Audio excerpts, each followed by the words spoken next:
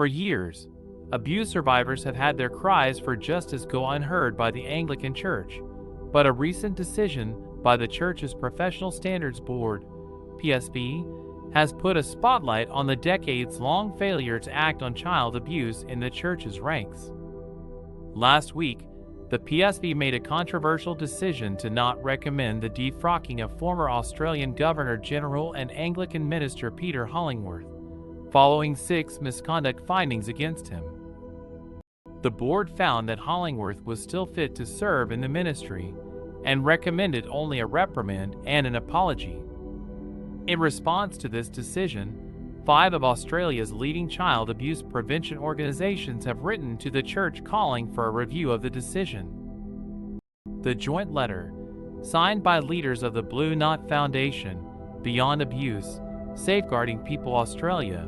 Care Leavers Australasia Network, and the Survivors and Mates Support Network, criticizes the severity of the reprimand for Hollingworth, saying it does not reflect the seriousness of the crimes or the harm done to survivors. The letter also calls out a double standard in the Church's decision-making, saying that the ruling against the former Archbishop of Perth, Roger Hurft, who was removed from holy orders in 2021 for his failure to act on child abuse in Newcastle, New South Wales, is in polar opposition to the decision on Hollingworth. The letter lambasts the Church for its lack of transparency in the decision-making process,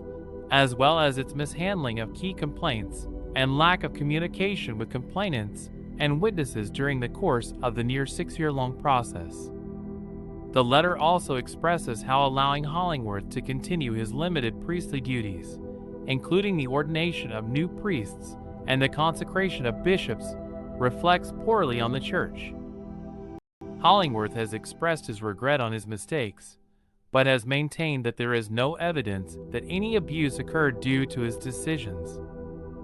He has gone on to explain how his actions were heavily influenced by church lawyers and insurance companies at the time. The Professional Standards Committee,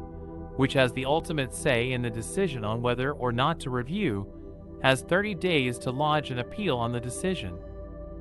In the meantime, survivors of abuse, their advocates, and the external organizations mentioned hope that the Church takes the appropriate steps to acknowledge the seriousness of the